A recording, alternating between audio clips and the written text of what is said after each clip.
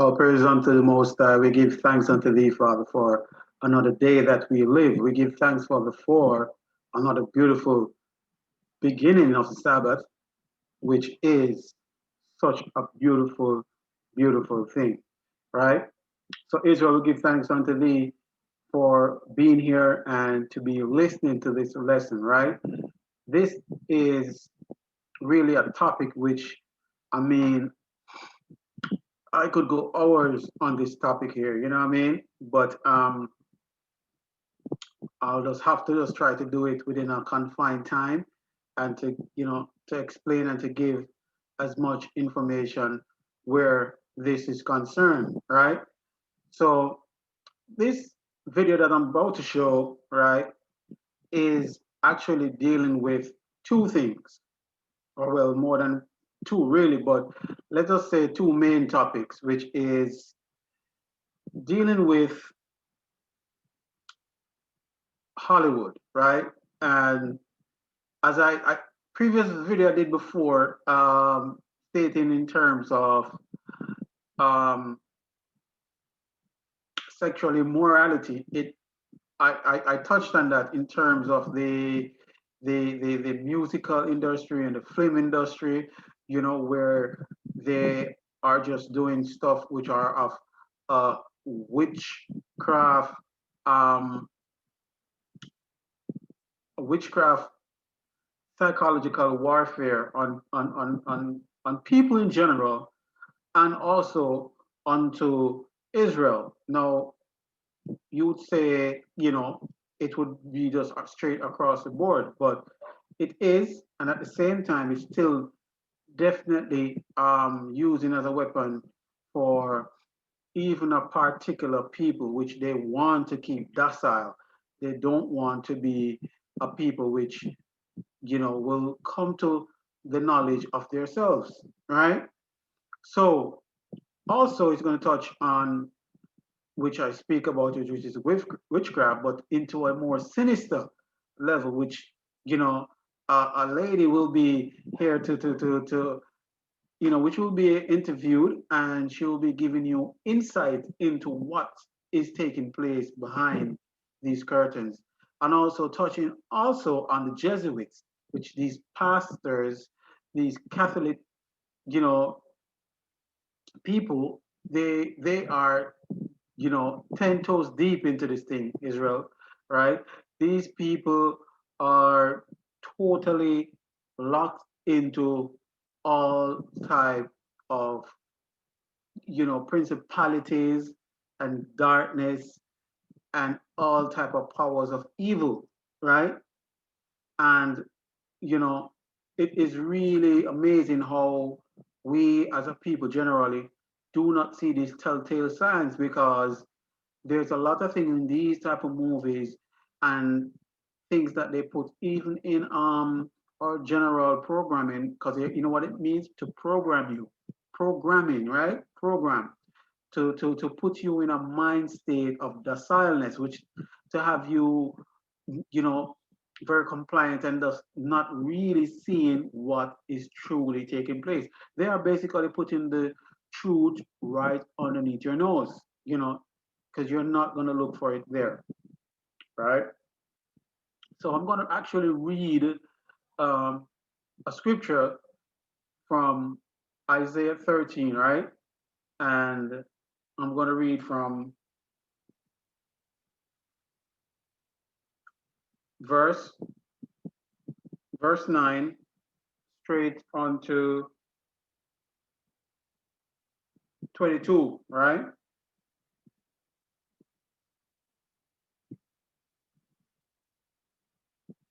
So verse 9 on to 22, and that's Isaiah 13, right? So I'm going to give you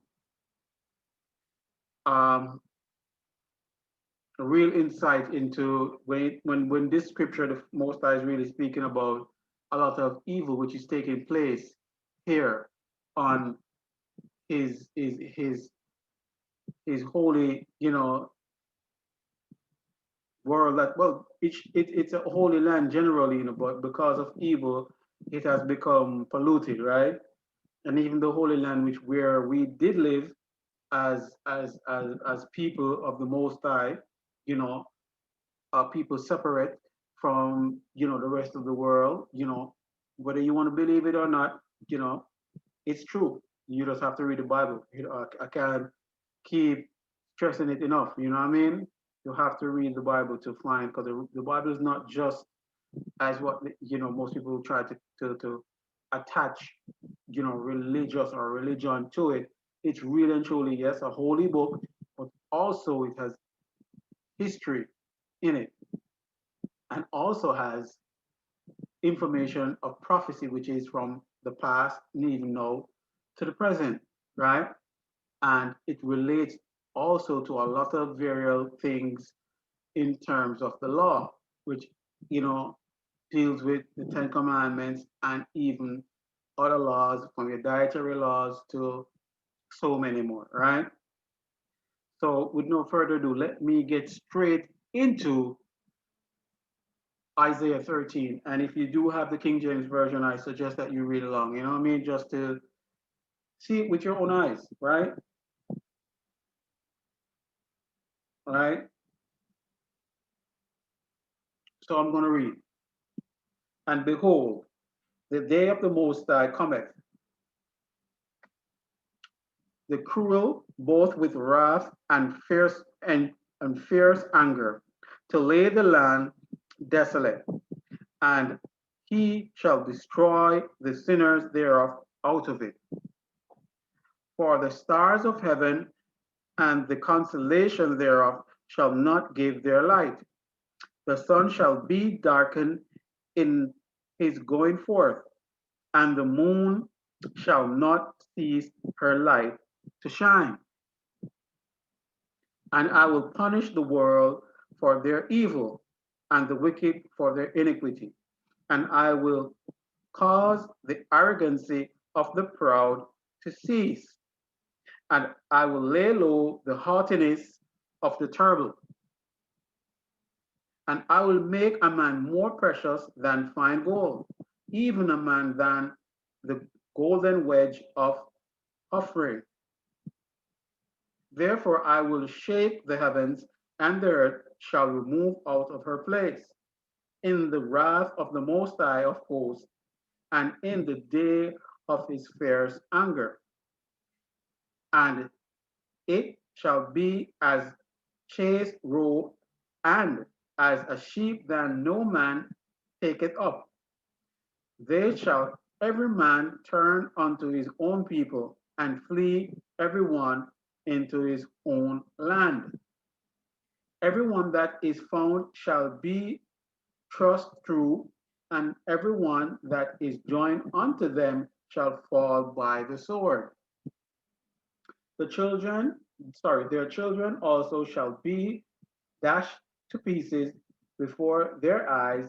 Their houses shall be spoiled, and their wives ravished. Behold, I will stir up the Medes against them, which shall not regard silver, and as for gold, they shall not delight in it. Their bows shall dash the young men to pieces, and they shall have no pity upon the fruit of their womb. Their eye shall not spare children.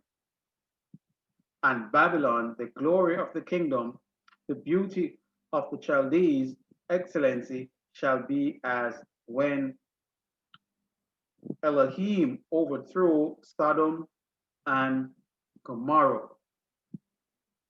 It shall never be inhabited, neither shall it be dwelt in from generations to generations. Neither shall the Arabians pitch their tent there, neither shall the shepherds make their fold there. But the wild beasts of the desert shall lay there, and their houses shall be full of the full creatures, and howls shall dwell there, and settlers shall dance there, and the wild beasts of the islands shall cry in their desolate houses, and dragons in their pleasant places. And her time is near to come, and her days shall be not be prolonged. Let's read that small part again right to the end. And her time is near to come, and her days shall not be prolonged. So Israel is not a joke thing. When the Most High say he's going to lay down the law, he's going to lay it down, right? Now, this is really, when I read this scripture, it's really covering not just primarily a particular place, but as he said earlier on, the whole world, right? It's not just one direct area where we're going to say it's in North America or it's in Europe. You know what I mean? It's the whole world, right? And I will punish the world for their evil and the wicked for their iniquity, right? And I will cause the arrogancy of the proud to cease, and I will lay low the haughtiness of the terrible. So all the wicked ones and all them man out there feel like say them have the power. The Most High doesn't give them time, because when the time comes for him to bring this judgment, it's not going to be no normal thing. You hear him say? Most people are going to cleave to them people and flee to their lands, because when the judgment drop, it's not normal around here. Your Father said the heavens shall shake out of places the way judgment of a dread, right? So we're going to move forward with the video right now. And this is, as I said before, dealing with, two categories, which is the wickedness that's taking place in Hollywood, which a lot of people might not know of. They see the glamour and the glitter, but there's more to it, right? And now it's not just some people that you think that you know, right? It's other people that you've never heard of. It's telling you, say, yo, listen, this thing is deeper than what you think it is, right? And most time you think it's associated alone to, dark-skinned people where they're more targeted, right? But no, it's everybody, because the enemy don't favor no one. He might hate one more than the other, yes, but he not favor nobody. You know what I mean? So it also is going to deal with, dealing with the Jesuits, and they have a part to play. Would you believe in Hollywood, right? They have a part to play in Hollywood. Trust me. The Catholic Church has their hands in a lot of things that you don't know. I mean, I was watching an interview the other day, which was a live stream, and I'm telling you, Israel, I heard some stuff which was coming from a previous person, which was in the Jesuit organization. And when he said some things, boy, I'm telling you, when I heard it, I was like, wow, right? They are the ones that control majority of those churches all around the world. They go to, that they have to send money to the Catholic Church, right? They have to be sending money to the Catholic Church, and the Catholic Church has a lot of property. They might not have it in their own personal name, but a group of people which are still linked with who? The Jesuits. So it's deep, my friends. So no further ado, let's get into the video. Hello, everyone, and welcome to Mic'd Up, our weekly show where we dive into the biggest topics around the world. This week's topic is Hollywood. This is the entertainment and film industry. And yes, it's fast, ambitious, and pretty wild, to say the least.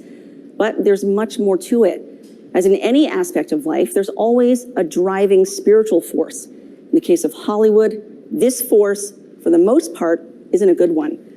While there are some good films, actors, producers, and shows, this is far from the majority in Hollywood. The music, movies, commercials, programs, you name it, there's often a dark message being propagated, influencing culture and society, leading to their being engulfed by this dark message as well. Silence and cover-up, much like what we see with the hierarchy of the Catholic Church, plays a major role in all of this. Let's find out the effects of this dark influence in our Mic'd Up report.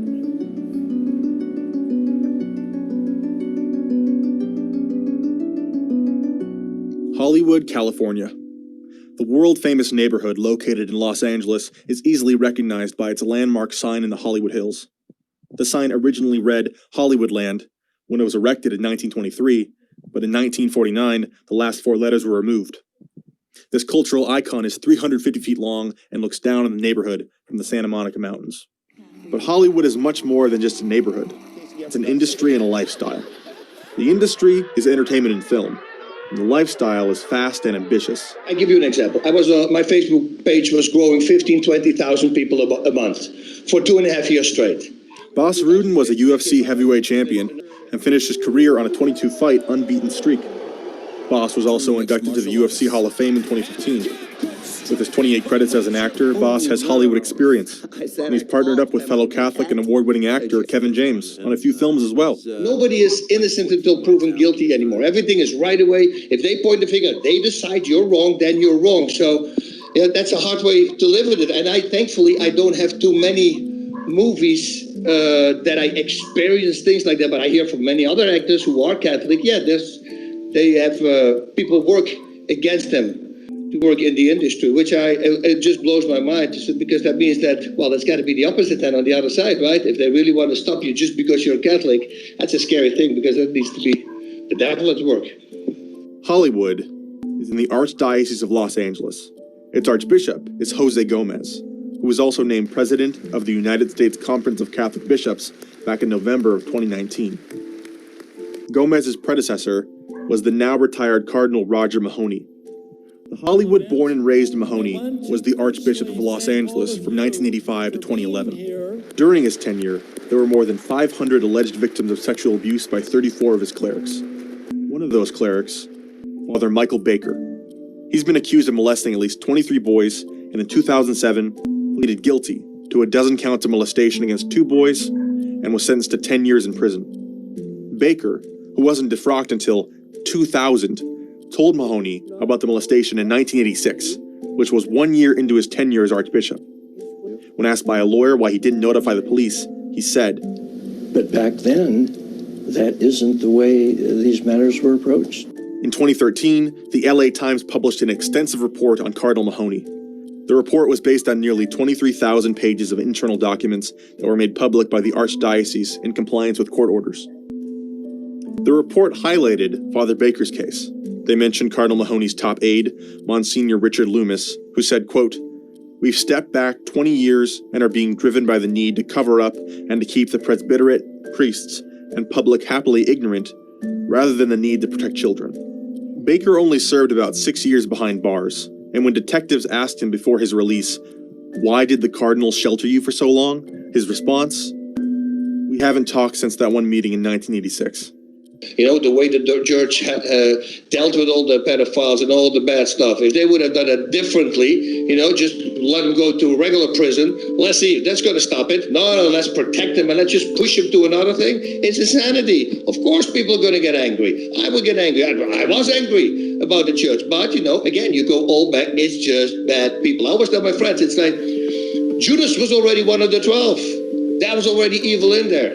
I mean, look at Satan. He was an angel. It's not, evil is everywhere. People just don't see it because, the line that they said, and this from Usual Suspects, right? The greatest trick the devil played was convincing people that he doesn't exist. We all believe in the good, with the miracles. Stage 4 cancer. I read articles about people who went to Lourdes, come back completely cured. They all believe that. But as soon as you say the devil, okay, where did that good come from? Where did that good come from? If there's good, there's the opposite of that. And that's the evil that we're seeing right now. Earlier this year in February, the now Archbishop Jose Gomez celebrated Mass with Mahony. This was at the annual Los Angeles Religious Education Congress, better known as the LA Rec. There with Mahony was a number of clergymen, including Bishop Robert Barron, who is an auxiliary bishop in the Archdiocese of LA. The LA Rec, the so-called Religious Education Congress, features men like Father James Martin, Father Brian Massengale, and Father Daniel Horan, year after year. All three promote homosexuality, and one, Brian Massengale, is even an openly professed gay priest and theologian. On top of promoting heterodoxy, the annual Congress is known for its liturgical abuses during the holy sacrifice of the Mass. This is what Catholicism looks like right around the corner from Hollywood. In April of 2020, a documentary called Out of Shadows was released. Its director is Mike Smith. So for the past 28 years, I've probably had one of the coolest jobs in the world. I was a professional stunt performer. I've worked with some of the biggest stars. I've got to be Batman. I've got to be James Bond. I've won World Stunt Awards. I am in this Screen Actors Guild. I'm in the DGA. I'm in the WGA. And last year, I got into the Academy, the Oscars. The documentary shines a light on the satanic reality in Hollywood, a reality that plays a larger role than most people know. Katy Perry was a gospel singer, very talented, but she was going nowhere. And she got up to Hollywood, and basically they said, you want to be a success? You play by our rules. You step into the occult, and you start putting that in your videos. And now she's doing videos with her in hell, with satanic themes, and she's what? Highly successful. You see that over with Lady Gaga, who came out and actually said she was so tired of being handled and manipulated, she had to take a break. It's well known that Lady Gaga, who was born and raised in a Catholic family, worked with Satanist Marina Abramovich. And she came really very humble to my house and asked me if I can teach her. We made this workshop in the woods, and she was such a good student. Abramovich is a self-described performance artist. She came from a Serbian Orthodox family and has won multiple awards for her so-called art. She's also known for her spirit cooking, which she describes as a recipe combining fresh milk from the breast, fresh milk of the sperm, blood, urine, and other ingredients. Spirit cooking was a major topic of discussion during the run-up to the 2016 election. How about she's under federal investigation? How about this spirit cooking we're watching in the WikiLeaks? How about this child sex trafficking rings we're reading about in WikiLeaks? That's far more important as to Mrs. Clinton than the KKK. Early in the campaign, WikiLeaks, the multinational media organization, began releasing a series of large email dumps, mostly from the Clinton campaign. Many of them came from or were sent from Hillary Clinton's private email server. As part of an ongoing dump of internal emails from Team Clinton, October of 2016 is especially noteworthy. WikiLeaks published over 20,000 pages of emails pertaining to John Podesta. Podesta served as White House Chief of Staff to President Bill Clinton, counselor to President Barack Obama, chairman of Hillary Clinton's 2016 presidential campaign, and co-chairman of the Obama-Biden Transition Project. One of the over 20,000 emails was from Marina Abramovich, and it was sent to Tony Podesta, John Podesta's brother. I am so looking forward to the spirit cooking dinner at my place. Do you think you'll be able to let me know if your brother is joining? All my love, Marina. Tony then forwarded his brother John the email. With regard to the spirit cooking, Marina's recipe also says, with a sharp knife, cut deeply into the middle finger of the left hand. Eat the pain. Podesta tweeted this picture in 2015, and right on the middle finger of his left hand. Another email reveals that he, John Podesta, was invited to a heated pool party with children as entertainment. The invite was from Tamara Luzzatto. Luzzatto is currently the Senior Vice President of Government Relations at the Pew Charitable Trusts. She also served as Hillary Clinton's Chief of Staff in the U.S. Senate from 2001 to 2009. I very proudly work for someone who sees the world, hopefully in accordance with your comments about Senator Clinton. Luzzatto's invite read, we plan to heat the pool, so a swim is a possibility. Bonnie will be Uber service to transport Ruby, Emerson, and Maeve Luzzatto, 11, 9, and almost 7. So you'll have some further entertainment, and they will be in that pool for sure. Trudy Vincent replied, we're in. Thanks for the invite. Vincent is currently in Washington, D.C. as the Associate Vice President for Federal Relations for the University of Chicago.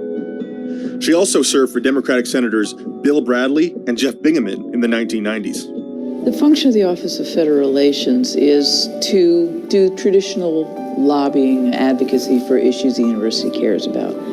Another reply to the hot tub party invite was Drew Littman, who said, thanks for remembering me, as I was planning to use the farm as the backdrop to announce my candidacy for Speaker of the House. Littman is currently a policy director in Washington, D.C. who also served as Secretary of Health and Human Services under President Barack Obama. These emails involve John Podesta, Tamara Luzzatto, Trudy Vincent, and Drew Littman, along with many more. And the dots are all connected in a 2012 Wall Street Journal article, 4 years before any of this was revealed. The article reports that there were weekly lunch meetings with Mr. Littman, Ms. Luzzatto, and Trudy Vincent, who were all legislative directors for Democratic senators in the late 1990s.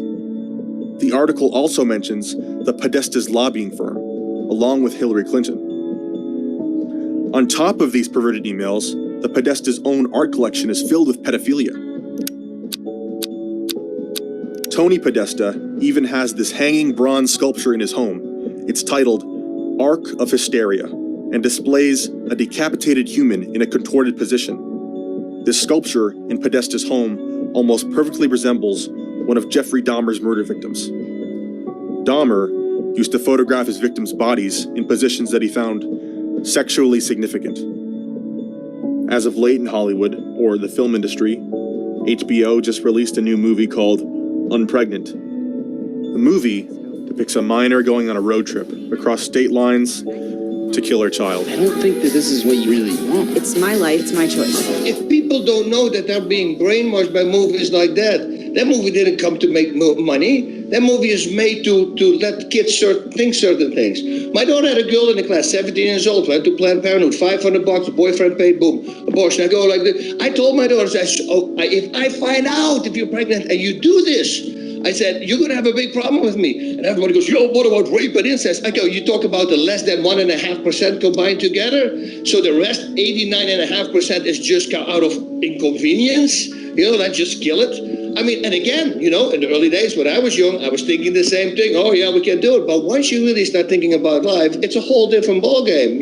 And boom, as soon as the conception, that's when you're pregnant. And then waiting, if you hear these things from Planned Parenthood, waiting till like 9 months because they can sell the parts of the babies. It looks like almost out of a horror movie for me. I don't believe that people actually can make this look good. It's amazing that even people try. I mean, there's what they always say, right? There's a highway to hell and there's like a stairway to heaven. Well, it really looks like that. They anticipated the traffic, I guess. I think it really looks like a lot of people are going the wrong way right now. Although it looks like a lot of people are going the wrong way, the Catholic Church alone offers them the opportunity to be saved. All salvation comes from Christ the head, through the church, which is his body. The more you learn about the faith, the more you're going to be interested. It really is like that, because there's every verse has such a deep meaning behind it. You can pick it up in so many different ways. Don't you want to be that person? Who can overcome his fears, his insecurities, a real man who's not a slave to his passions and desires, but who's in control of himself. Don't you want to be a guy like that?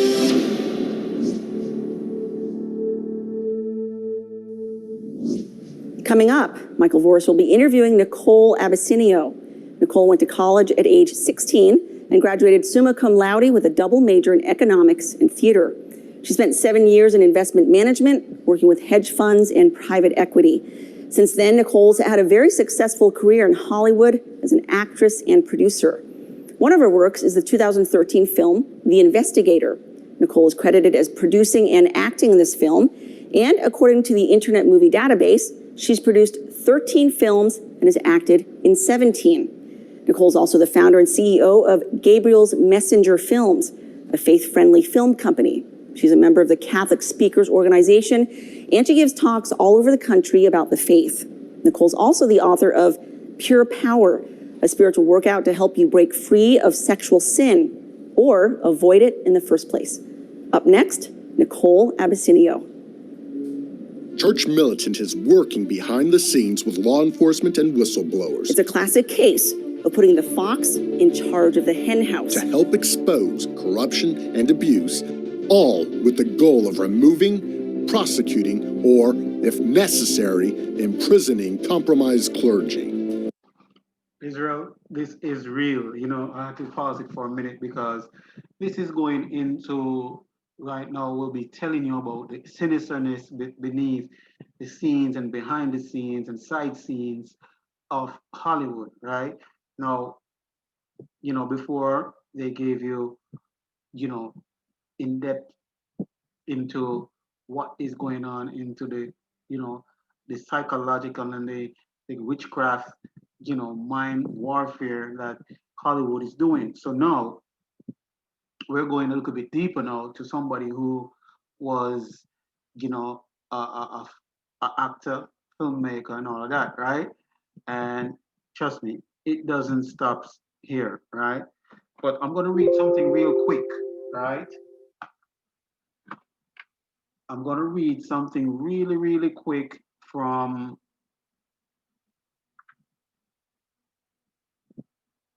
Jeremiah 10, right? And verse 21.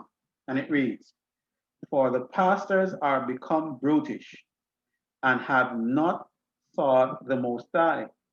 Therefore they shall not prosper, and all their flocks shall be scattered." Right? So for the pastors who are become brutish, you know, it is mind-boggling, what these people are doing. So let's keep it going, Israel. Investigators, law enforcement, whistleblowers, we invite you to work with us through Church Militant's Action Arm. All right, welcome back to this week's Mic'd Up. As we promised, we have somebody you might say is on the inside and knows an awful lot about all of these horror and spiritual stories and horrible, just the stuff that you hear about all the time about Hollywood, but you don't really hear in an awful lot of details. So joining us now is Nicole Abyssinia. Hello, Nicole. How are you? Hi, great to meet you. Thanks for having me. Thanks for being on. Listen, there has been, people hear this all the time. People trading away their souls to the devil for, fame and, movies or singing careers and all of this sort of thing. And, these types of things have been being said really for decades now. I used to hear this when I was a kid in high school. But you say you know something of the particulars of all of this, don't you? Yes, definitely. And it's, this is actually the first time that I'm really speaking about it in great detail. I just started speaking about it a couple weeks. It's been a long journey. So. Well, please, to the degree that you're comfortable, share with us some of the particulars. If there's, people involved, you say, you are giving talks around the country and this sort of thing, different Catholic groups, and saying that there are, Satanists in Hollywood, and it's essentially an evil swamp, full of child molestation and sexual abuse and all this. I think some of it's not as far-fetched to believe, and you think of sort of the hashtag Me Too and the Harvey Weinstein and all this sort of stuff that happened, but it seems like, at least according to you, that's just barely scratching the surface. There's something much more dark and sinister underneath all of that. It is, and I'll preface this by saying because I think that there's good and bad everywhere, and I do want to state that there's also wonderful people in Hollywood, and there's also a lot of people who are complicit, like I was, with a lot of the evil going on without realizing or even understanding. I mean, prior to my conversion, I thought Satan was a little red guy with a pitchfork. And so as I was brought into this world, it was a lot of things that were going on, not in pedophilia specifically, but in sexual abuse and harassment, in power and money and how things were run, that we were commodities and we were not human beings, really. A lot of that is, it's normal. And you're in the machine. And so you don't really understand. And a lot of people are coming there, with their dreams. And so that's what happens, is that those dreams are preyed on. And I also think that there's a degree of fear to being able to speak out. I mean, I literally got an email this week. I don't think anybody even knew I was coming on this particular interview. But it was a warning that if I'm going to be coming out about these things, that, a lot of people are ending up dead, and I may too. So who sent you the email? It was a random email from a gentleman who I had one mutual friend with. Like, I tend to, accept people's friend requests if they look like real profiles. And I don't think he was directly threatening me as much as he was warning me. So it was interesting, but I mean, I do get things like that all the time. But to go into detail, it started very young. You know, I wanted to be in this business my entire life, and it was before, you know, I understood anything about the faith or Jesus or the church. And so really Hollywood was my God and was my church, like it is for so many people. And again, without having a true understanding of what that means or what that is, I think it's more about wanting to please people and wanting to have your dreams come true and wanting to be part of it. So sure, lots of people chase fame. There's nothing, you know, I suppose objectively wrong with that, as long as you keep your priority. But in the chasing of fame, some people become blind. You'd say that was you know, something that befell you, correct? Early on. I mean, my mom was always trying to hold me back and wait until I was done with college. But I started professional shows when I was 13, 14 in a professional school for the arts. And I mean, at the very beginning, that was happening. I was asked to do topless in shows by, you know, adults. I had, you know, when you were still a minor. I was a 14-year-old, and no one, except myself, was trying to stop that from happening. And in fact, no one seemed to think that there was anything wrong with it, because the audience wasn't going to see me naked, only the other actor and I guess whoever was, you know, behind the stage. But it wouldn't be a full audience, so that was their justification. And so I'm dealing with an adult male director who's very well known in the theater world. I mean, I literally was in another theater show where the director in the middle of rehearsal came up and just grabbed my chest. And he was just like, I just want those so much. Like, for himself, he wanted to have them.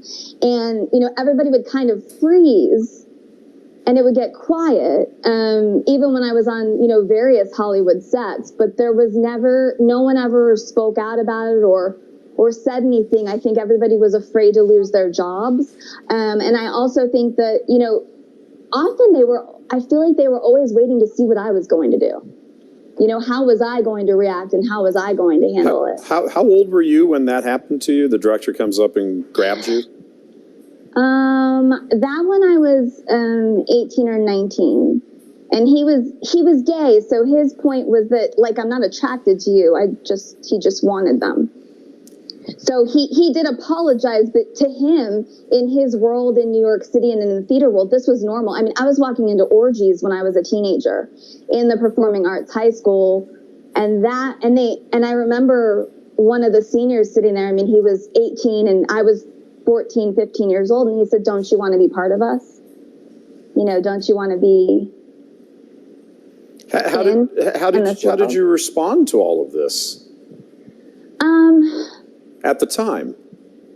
So at the time, you know, it's interesting because I actually dealt with a pedophile unrelated to Hollywood when I was 8 or 9. And I brought down a pedophile from molesting 150 children without even realizing what I was doing. So I never understood until later why God would have allowed that to happen. And I realized that it actually did save me from a lot of experiences, because I already had a voice. And I feel like my mom also was she was very like, just speak, you know. And so I think the people that get into trouble are the people that don't have a voice. And I was able to say, no, that's wrong. I mean, I think that there was a moral compass there that I had, probably for the few years that I was Catholic, literally when I was a kid, just for a few years, long story. But I think that I was able to speak out. Like, I didn't do the nudity. I didn't have the affair with the 33-year-old man in the show that was, you know, trying to sleep with me, and, you know, at that time. And the same goes with when I was on the set. I mean, I think I welled up with tears when I was grabbed. And I think I did the same when I was on set of a very big Hollywood television series, when somebody outwardly made a huge comment about my body in the middle of a scene. And so I think what happened is I internalized it. And I think that instead of experiencing it, even though I didn't fall for it to be physically molested, I fell for it in the sense that I lost who I was. And I lost that I had any value of my intelligence, or everything became that I knew that it was about my looks. and nothing else mattered. It was only about my sexuality, and it kind of went in a downward spiral from there. Do you have what time frame are we talking about here as far as the years? Sure, we'll give away my age. I normally don't. So, I mean, this is in the 90s and the 2000s. Okay, so you're talking in the last 20 years or so, 20, 25 years. Yeah. Was the environment such then? I mean, did you, particularly, I'm speaking specifically when you were a minor, did you tell your parents? Did they think about, or did you say, should we go to the police? Was there any sort of thinking like that going on? I mean, you're a young child at that point. Right. So interestingly, my mom, again, God protecting me and trying to help me navigate through this before I even knew. My mom was a child abuse investigator and then became a detective and a private investigator. And so, but I'm a kid and I'm a teenager. So of course what my mom says is, it's not my first instinct to go to her in certain circumstances, but she had taught me probably too young about certain things. But when it came to the 33-year-old man that was trying to sleep with me when I was doing that show, she actually shut that down. That was her. And I don't remember telling her about it. I know I didn't tell her about the nudity because I took care of that myself. But By the way, just turning around and saying, no, I'm not going to do this? Yeah, I just kept saying I didn't I honestly, I'm 14, so I honestly didn't understand, and I kept saying, why can't I just wear a bra? And they kept giving excuses about why I couldn't, and ultimately I was like, no, I think it's fine if I do that, and so I'm going to do that, and that's what I did. But I think that what happens is that there's many, and part of why I'm speaking out on this, and I feel so called to speak on this today, is that if it empowers one person to speak up, to have a voice, because a lot are taught that you go along and that adults are there, and you listen to them, and that's part of the thing, is that I was actually, it somehow helped me that I was more rebellious, that I had been taught to question everything before I believed it or before I answered. And so sometimes, it's good to teach your children obedience, but I also think it's good to teach them to think and to consider the source and the events, to critical thinking skills, basically, and a sense of self. So sure. If you're in a theater on stage or standing in front of a camera or something, you've got to have some degree of moxie, to be able to feel confident enough to do this. So there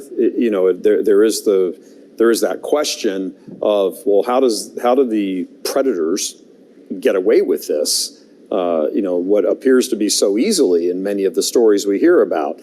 Why is that? Is it because there's 100 people looking at you and you feel, I don't know, obligated to go along with this, or at least not protest too much against it? I mean, take us onto a set from your memory and other things you may have witnessed yourself, onto a set, onto a stage, in rehearsal, whatever, and sort of walk us through. You're just sort of doing your thing, and then up comes Mr. Predator. Sure. I'll tell you a couple off the top of my head. And again, to answer your question, it goes with what is normalized and what is accepted, and kind of that crowd mentality where no one else is saying anything and no one else is helping and no one else is speaking out. And so if you don't have your own voice, or if you aren't very strong, and even more so, if you want the dream that bad. I mean, I wanted it my whole life. The fact that I didn't go for even more than I did, I more just lost myself and my soul, which is the worst that you can do, but not in that way. I got more angry and hateful about it, and I just wanted to steal their job. I was like, what's their job? Well, I want to take their job. But going on set, because that's what it was at the time, it was a power play, and it was, we have the power, you don't have the power. What are you willing to do to get some of that power, or what are you willing to do to let me exercise my power to help you so that you can eat and you can pay your rent? Mm-hmm. And so it was the first movie set I was ever on. I was so excited because, like I said, I had waited on the film side until I was in college. And it was a very, very famous set with very famous actors, and I was 18 at the time, and a very famous actor came up and was disgustingly hitting on me, and he was in his 60s at the time. I mean, I think he was extraordinarily famous, and I wasn't sure if he even knew that I wasn't a minor. I mean, we were playing college and high school kids. But he wasn't the only one. That was the thing, is it was this like entourage kind of posse that was around this very, very famous actor. And they all worked with him, but the main actor of this movie was more famous than everyone else. And so it was almost like they had carte blanche in a way, even though that actor was very nice and I didn't see him doing anything. The environment was so gross and so bad. We were in a house, we were in a frat house for this scene.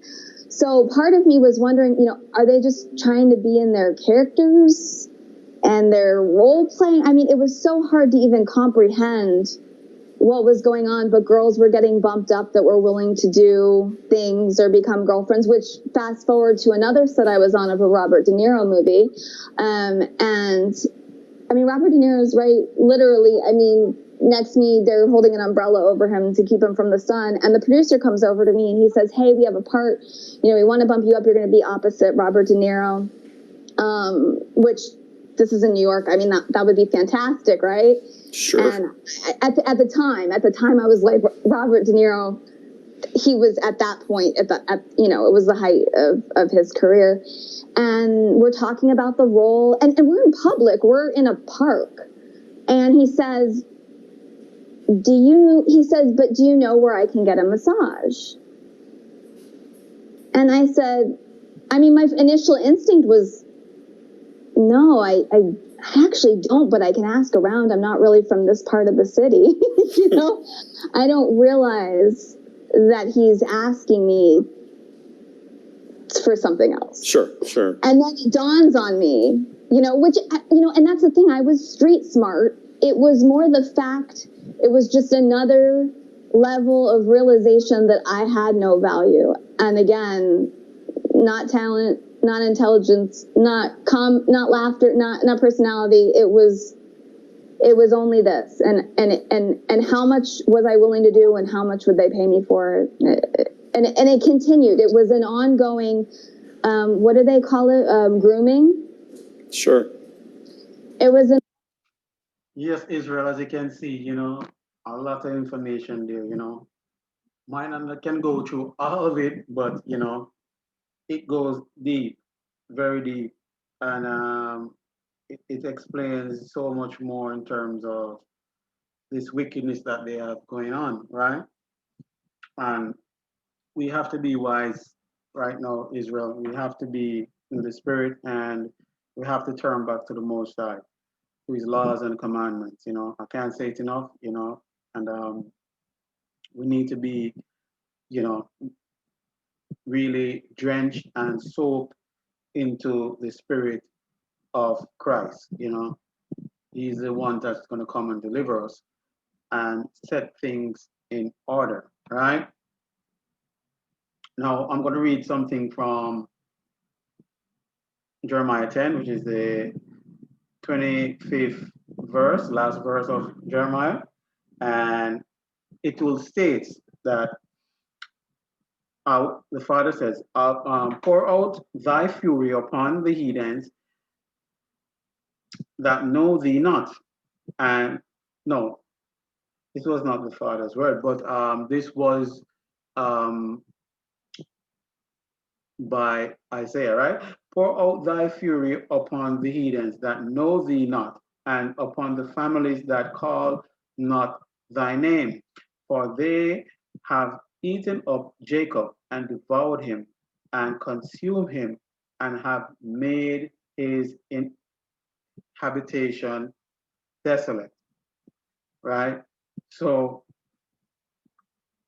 the Most High will pour out his fury upon the heathens who know his name not, right? So Israel, we have to, well, myself, I have to be like a watchman, not only just to read the scriptures to you, but to give you things which are taking place in these present times. A lot of information is there that is been hidden, and the Father is bringing it out at a really fast rate. You know what I mean? The awakening is really getting into its full gear. You know what I mean? And we do not want to be left out of the Most High salvation, right? So, I'm bringing this forward just to give you that edification. So when you're watching a lot of movies, your Netflix and all of these things, you have to be watching with a spiritual eye. Don't be watching these movies just for only for entertainment, but seeing the real moral, story behind it, and sometimes a very sinister one, right? And it's not pretty, it's not pretty at all, right? So until the next time, Israel, I give thanks unto the Most High, and also double honors unto our Savior Christ, who laid down his life for us, the Good Shepherd, and also honors unto the Holy Spirit, which is the wisdom that lives within the seed of Jacob, right? All praises unto the Most High. So, Israel, until I see you again, have a blessed, blessed Sabbath. And remember, keep it in the spirit and not in the flesh. And also follow the laws and statutes of the Most High. Read the Bible. It will give you all that you need. It's not just a Bible, a book, I should say, of, quote unquote, religious. No, it is really and truly a holy book, but also a history book, also a book of prophecy, and also a book of how we should live. All praises unto the Most High. We give thanks unto thee, Father, for all thy blessings and all thy mercies. All praises to thee.